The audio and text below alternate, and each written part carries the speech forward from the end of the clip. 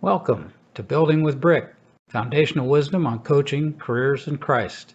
This leadership podcast was spawned by Coach Brickner's book, So You Want to Be a Coach, which is the story of a corporate executive who made a drastic career change and became a head men's basketball coach. Dr. Brickner's book is available in paperback, ebook, and audiobook on Amazon.com, or go to his website, www.drjoebrickner.com. That's drjoe brickner.com. Now, here's this week's podcast.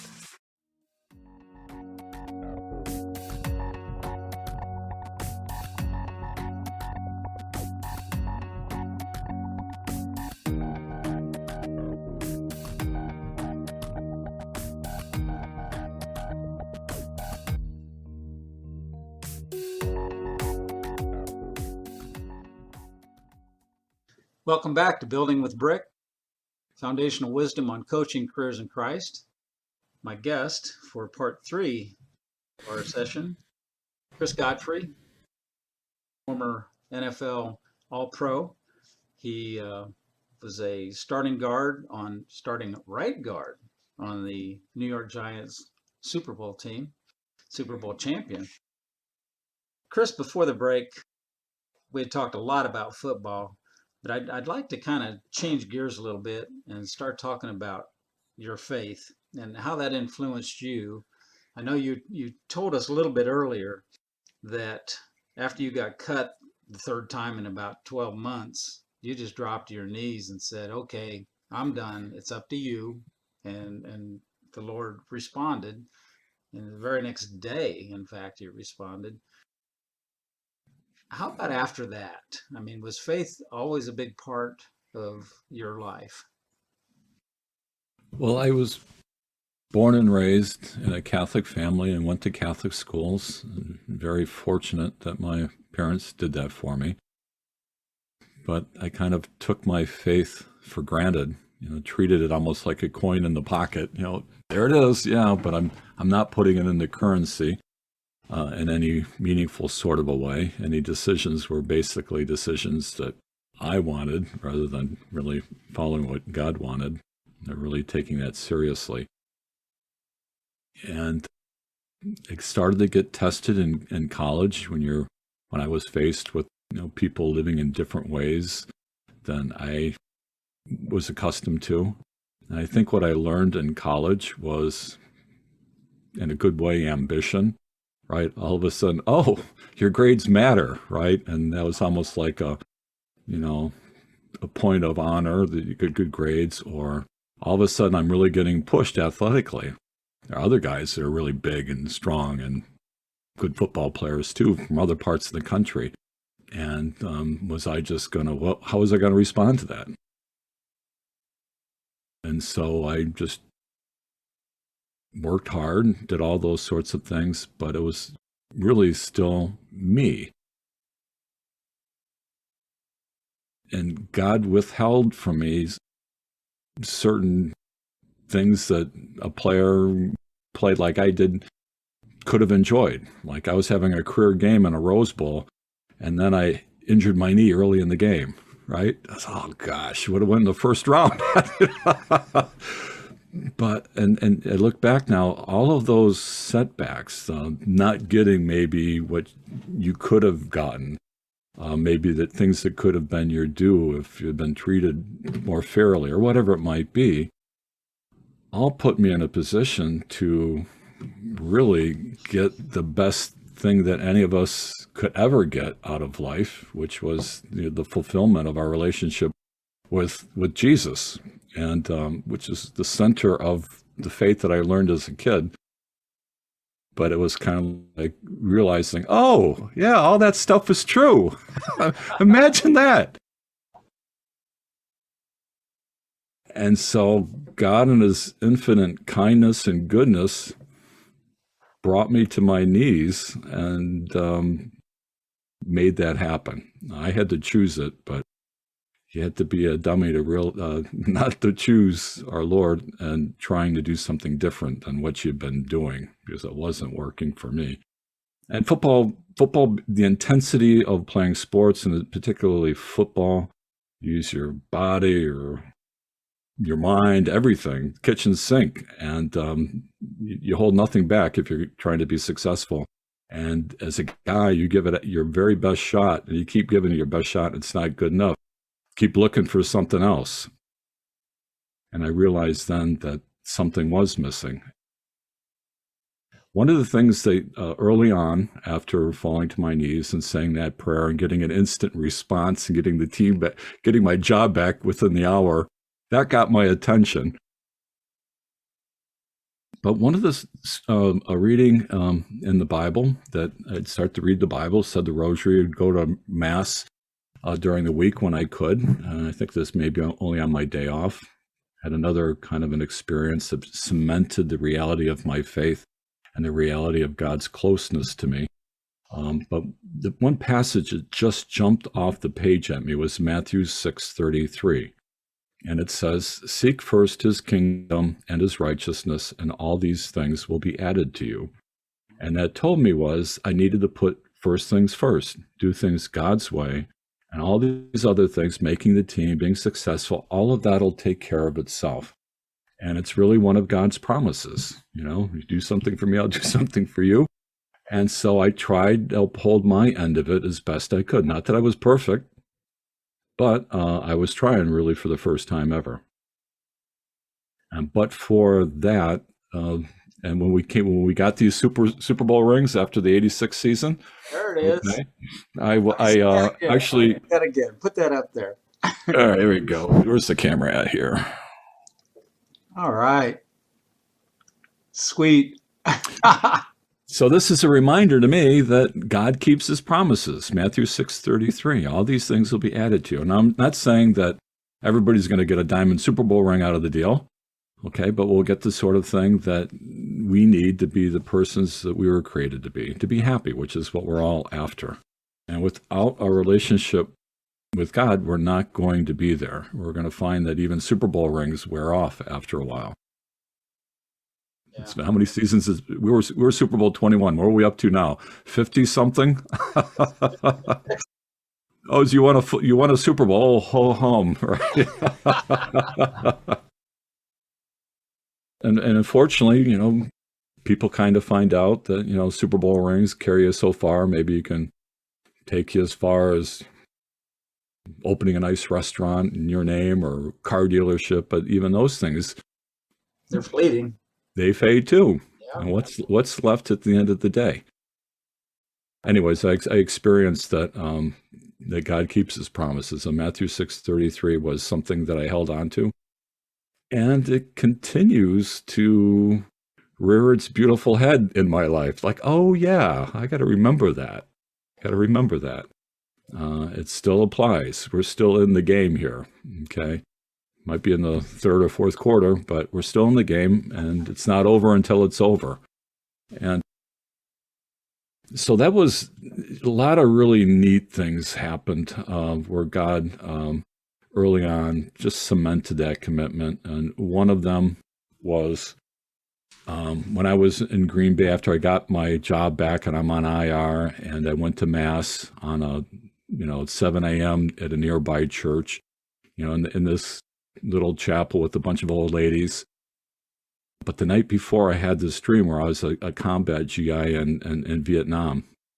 To make a long story short, I was in a position where I was kind of caring for a couple of kids who were away from their family, but there's enemy gunfire whizzing over everybody's head on this beach or whatever, and I kind of helped them get reoriented. And I woke up going, wow, that was really a weird dream. So I go to Mass, and the priest gives a homily talking about how there's a community of Hmong people. There are Laotians who were displaced because they were helpful to Americans who were on the American side. And when the Kong took back the territory, they were all had bullseyes on them. So we took them over, and a number of them had settled in Green Bay. And the priest was talking about how they were in need of a lot of help. And I said, wow. And I just had that dream. Imagine that. And so one thing led to another. I ended up kind of befriending a couple of families in the area and spent my off seasons, or that off season, doing simple things, teaching the boys how to run pass patterns and helping mom with this or that and that kind of a thing. And so little things like that would strengthen my faith and the commitment that I had, to the point where it's like, at one point, people think, "Oh, you're a Christian or whatever." I said, "Yeah, why not?" it's the only sane position, really, you know. And I know early on, some of my buddies, got mad that I didn't do some of the things they would like me to have done with them or something, but they all turned out to be pretty strong Christians themselves later in life too. So God gets to all of us on His time. Yeah, so I don't think anything unusual about it at all. In fact, the world has gotten to the point now where it's like, yeah, I'm a Christian. I'm doggone grateful for that I have an idea of what's going on and who I am, where I'm going, where I came from, all of those things. I'm not lost. So I don't have that kind of tinge of embarrassment that maybe new believers have, like, "Oh, I'm a Christian now," or I'm kind of like, "Oh, I'm kind of less manly," or something like that. Geez, furthest thing from it, right? So very, very grateful that I was at a young age. Didn't seem so young at the time. Probably felt a little like St. Augustine, "Late have I loved thee." The ripe old age of still my 20s. But what a blessing. And certainly wouldn't have the wife that I have and the beautiful family that I had now if I had stayed on the road that I was on. It's all been good. All been good. You mentioned your wife was a cheerleader for the Michigan football team, was it? Yeah, with the Michigan Wolverines, yes. Was she a strong Christian when She you were in college, or? Yes, in the sense that she went to church, and she's a Ukrainian Rite Catholic. So they have the Byzantine liturgy, and I'm very, very grateful to have been introduced to that because of the reverence and all of that that was a part of it. At least twice a year when we would fulfill our command performances of going to mass with her mother. Yeah, we had to drive 3 hours through a blinding snowstorm. Kids had fevers, but we had to be there on Christmas Eve, right? I've been there on that one. So, yes, in that regard. But no, I remember sending her a couple of letters back when this was going on in Green Bay, this new orientation. And she was getting a little nervous, and I remember having a conversation with her, and we're engaged and stuff, going through all of this, and when I talked to her once about what was going on, I can, a lot of women could have gotten upset, right? I mean, you're lessening your commitment towards me in the sense that you're seeing the world in a different way and not quite sure how this is going to settle down. Kind of thought, should I be a priest? That's kind of a normal thing. Young guy gets religious fervor. Is that what's going on? I don't know. And I was going through a really strong period of discernment. And I remember talking to her one evening about that. And her response, the way that she responded, convinced me that she was the one for me, because she had so much wisdom, and it was to the point where I said, yeah, I can't live without that. She was a strong Christian and a lot of beautiful virtues, and I've learned a lot from her over these years, and which is what marriage is, right? Kind of make each other better. Yeah, you got a nice family, do you not? Do you have 5 kids? You have 6. 6. Now, are there any still at home with you guys? No, one is finishing up his senior year in college. Mm-hmm. Okay. So he's technically, dependent now come April 15th, but we don't see too much of him, except on breaks and things of that sort. And we have a couple of people living in the area with their kiddos, which is nice. And so we never really have an empty nest. Just when we think things are getting quiet, somebody comes back and is visiting or stay for a while, and then it's all good. So we have just had our 8th grandchild, so all kinds of Wow, stuff congratulations. going on. That is great. Tell me a little bit about maybe some of the sacrifices that your wife had to make while you were playing football, and then have there been any other sacrifices that she's made since, you went back to law school, done a lot of different things since then? Are there things that she contributed that people just wouldn't even think about? And let me couch all of this by saying that she loves football.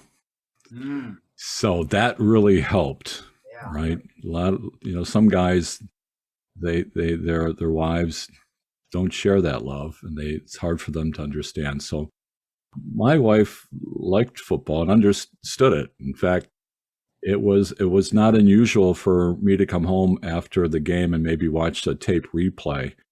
At the end of the game, Daria would say, "Oh, you guys should have done this or that or the other thing," or her take on the game. I'll be doggone if Parcells didn't say the same thing the next morning.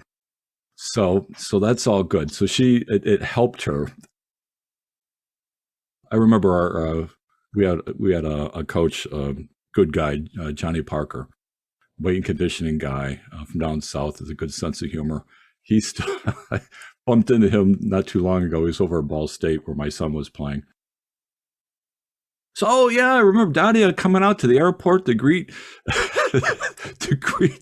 greet the team at 2 a.m. with all 3 or 4 little ones in tow carrying your bags. And she'd be the only one there. So all of that was good. But she'll give me the business because we lived in an older home in northern New Jersey that didn't have air conditioning. Okay. The hottest in New Jersey is a fairly humid place in July and August. Is it? So it's very uncomfortable. Yeah, I guess maybe that's why they call it the Garden State. But she used to talk about me going off to training camp and all the air-conditioned rooms and dorms and all that. Well, she stayed behind in the unair-conditioned home. And so that was probably the hardest part of it for her. But she did a really nice job, helping and supporting me. Probably the worst thing I ever did was forget my rain cleats. We had different kind of cleats for the AstroTurf for rain.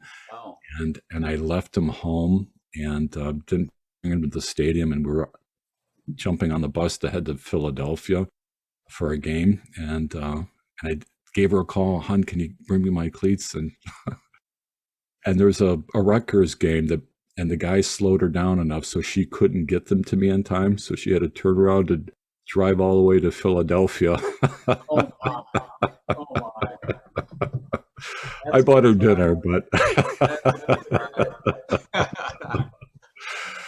but probably one of the more tougher things was going to law school, because that was a big commitment. So we looked for a house that would have a quiet place for me to study, and we couldn't find one. I didn't want to be at the law school library all night, we had 4 little ones at the time. So we ended up buying some land and having a house built as a new subdivision, and building out a space in the attic. And so that's, in fact, I'm sitting in it right now. And so this is where I began our stay here 30 years ago, studying law books. But I was, couldn't hear the kids cry, but I was close by if really needed to be. But that was probably the hardest thing for her, was having me around but not around. And but she was very supportive of all of those times in life when I wasn't around as much. But like I said, she likes football, and she liked South Bend. And when I talked about moving after graduating, she would kind of tear up. My dad taught me, if mom's not happy, nobody's happy. So he stayed. Right. That's right. And it's been a great place. It wasn't a busy place. It was easy to get the kids around and keep them active in different things. And so, a lot of give and take, I suppose, back and forth. But that's what makes life worth living. Well, I applaud you for staying in a place. I mean, you could have gone anywhere after you got your degree, your law degree. You could have gone anywhere, but it sounds like you put family first, and again, it was the right thing to do. Take the next right step, and that's something you and I have talked about a lot in the past. Taking that next right step. Just briefly, I want to talk about this because the next session, I want to get into it a lot deeper. You are an author, and I showed folks this book before. It's That's Where I Live, A Guide to Good Relationships. So, where could someone purchase this book? Oh, they could purchase it from us. Go to lifeathletes.org, the website. But if you're interested, you could always just shoot me an email if you'd like, and send it to chris@lifeathletes.org. And I'll put it into the hands of our fulfillment person, and we'll get it out to you. The cost is $8.95, and there's a little bit of a shipping and handling charge with it. Very, very, very proud of the book in the sense that after having spoken to assemblies of kids and all the rest, you have 40 minutes to give a talk and hopefully make a dent. But I always wanted to have an opportunity to spend a little bit more time with them to build a stronger foundation upon which our Life Athletes commitment rests. The curriculum allowed me to do that. It did put me in a whole different realm of dealing with administrators and teachers and fielding excuses why we're not going to do this or can't do this. It kind of made me realize that maybe that's why God gave a football player that job, because he got knocked down quite a bit and had to deal with quite a lot of garbage. But it was really a fight that was worth it, and especially now as we're living in the times that we are, and we realize just what a bad move not taking the sanctity of life more seriously, and just how it's so linked to the evil, and so how empowering it is for all that's wrong in our world. Never too late to change course, but being asleep at the switch the way that we were, we're paying the price for that now, and all the broken lives and relationships. And that's why I called it A Guide to Good Relationships, because that's where it all begins. The relationship between a man and a woman, husband and wife. So that's what we get into in the book, and I draw upon a lot of the the lessons I learned in sports, but it's not a sportsman's book. And a lot of people that are trying to fight me on the life issues would play that card. Oh, it's just for athletes. No, it's not just for athletes. I mean, we're all made up of two things. We're made up of talent and we're made up of heart. Our talent's God-given. We have no say in that. That's why we can't brag about it, right? But our hearts are something we make for ourselves that we can take credit for. And Life Athletes is the fellowship of the heart. And everything that we do can be boiled down to what we call the Life Athletes commitment. At the end of the day, we have a sports camp or curriculum or a talk or a video, whatever it might be. We invite our audience to join us, 300 professional Olympic athletes, in making the Life Athletes commitment. And there are 4 points to it. I'll try to do what's right, even when it's difficult. I'll give myself only to that special person who I marry as my partner for life. I'll respect the lives of others, especially the unborn and the aged. And I won't quit or make excuses when I fail. I'll try again. And that last point's really important, because we've all dropped the ball, and we're likely going to drop it again in the future. But the key is not to give up. As you know, any good coach will tell you the only difference between winners and losers is that a winner gets up again after they lose. They don't stay down. And so we don't stay down either. We're gonna make mistakes, but we're gonna get back up, and that's our commitment. Okay, not just going to wallow in it and say, "Oh, woe is me, I'll never be any good." I mean, that's what the devil wants you to do, is to give up and get yourself out of the game. Okay, and so our hope is to encourage others to realize the importance of good relationships to their own happiness. You're doing it for yourself, if you want to put it that way, because the Super Bowl rings, the good jobs, your favorite meal, all of that stuff, the happiness that those produce is fleeting. But the relationships will last forever, because St. Paul says only three things last forever: faith, hope, and love. And love can only be found in relationships. And that's why relationships are so important.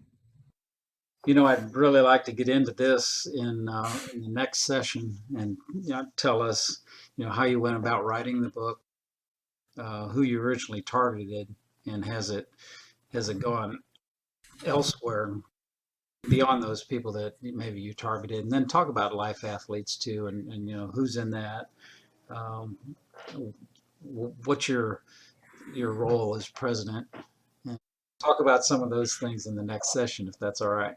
Sure. All right, we'll be back in a minute.